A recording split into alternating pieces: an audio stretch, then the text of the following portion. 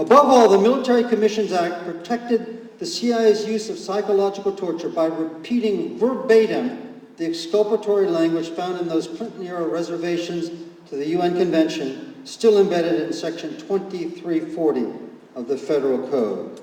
The final phase, impunity in America. Not only were the Bush administration's Justice Department lawyers aggressive in their advocacy of torture, they were meticulous right from the start in laying the legal groundwork for later impunity or immunity for crimes of torture. Now, no matter how twisted the process might be, impunity, whether in England, France, Indonesia, or America, usually passes through 3 stages. First, blame the bad apples. Next, invoke national security, saying these methods save lives, they protected us. Finally, appeal to national unity, saying we need to put the past behind us and move forward together. Let's see now how we have moved step by step toward impunity for torture in the 9 months since President Obama took office. First, blame the bad apples. Step 1. For a year after the Abu Ghraib expose, Rumsfeld's Pentagon blamed the bad apples by claiming the abuse was, quote, perpetrated by a small number of the U.S. military. In his statement on May 13th of this year, while refusing to release more of the torture photos, President Obama, I think unwittingly, echoed Rumsfeld, claiming abuse in these latest images, quote, was carried out in the past by a small number of individuals, end quote. Second, invoke national security. In past months, Republicans have taken us deep into this second stage of impunity with Cheney statements that the CIA's methods, quote, prevented the violent deaths of thousands, perhaps hundreds of thousands of people, a claim that the Obama administration has not disputed. Third and finally, the appeal to unity. Just last April, President Obama brought us to the third and final stage of impunity when he visited CIA quarters and promised there would be no prosecutions of agency employees, saying, quote, we made some mistakes, but it's time to acknowledge them and then move forward. This process of impunity is leading Washington back to a global torture policy that during the Cold War was bipartisan in nature and very contradictory, publicly advocating human rights by covertly outsourcing torture to allied governments. In retrospect, it now seems clear that the real aberration of the Bush years lay not in torture per se, but in President Bush's orders that the CIA should operate its own prisons, which they did for the first time in their history under Bush, and that American agents, American CIA agents, should dirty their own hands with waterboarding and wall slamming. Backed by the White House, Obama's new CIA director, Leon Panetta, has announced on the record that the CIA would continue to engage in the rendition, the sending of terrorist suspects to allies like Libya, Pakistan, or Saudi Arabia, where we can, of course, be assured that they will receive good, humane treatment. Let us now reflect upon the meaning of this sad history. In retrospect, this recourse to CIA psychological torture has corrupted U.S. intelligence and compromised America's international standing.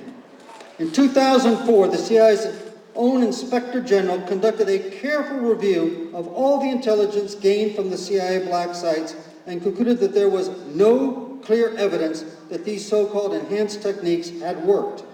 Indeed, a former FBI interrogator, Ali Sofan, who was inside those same black sites, has argued that all the real intelligence that we gained from those prisons came from non-coercive, humane interrogation.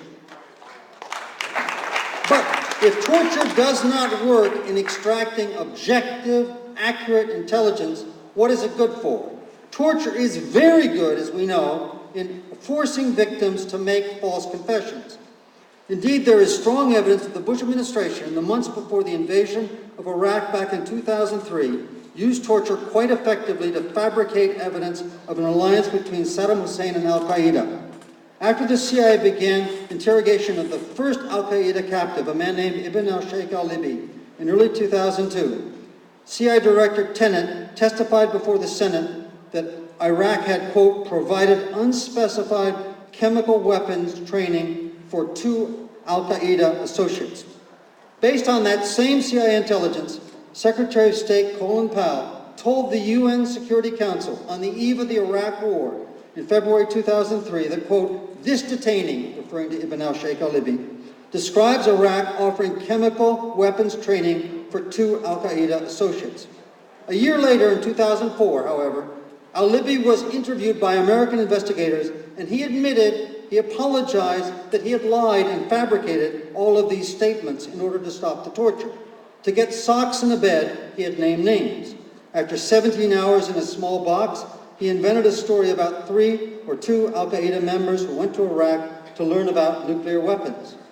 In May of 2009, just weeks ago, Secretary Powell's former military aide, Colonel Lawrence Wilkerson, charged that Vice President Cheney ordered the repeated waterboarding of al-Libi until he gave that false intelligence about contacts between Saddam Hussein and al-Qaeda. With just socks, a box, and a wet rag, the CIA easily fabricated convincing intelligence that dazzled the U.S. Senate and persuaded the UN Security Council, illustrating the extraordinary power of torture to force false confessions and to compromise U.S. intelligence. Unless some formal inquiry is convened to look into this sordid history that reached its depths under the Bush era and so begin to break this cycle of deceit, expose, and political paralysis, in a few years' time, we're likely to be right back here, like we've been 6 times in the last 40 years, in this mess over torture. Once again, in the future, in the not-too-distant future, we will be confronted with the next American torture scandal from some new iconic dungeon in a long, dismal procession from the tiger cages of South Vietnam through the concrete cells of Abu Ghraib and the wire cages of Bagram Air Base in Afghanistan. Next time, however, the world will not have forgotten those photos from Abu Ghraib. Next time, the damage to this country's international reputation will be nothing less than devastating. For as a powerfully symbolic state practice, synonymous with brutal autocrats through the ages, torture, even of the few, even of just one human being, raises profound moral issues about the quality of America's justice, the character of its civilization, and the legitimacy of its global leadership. Thank you.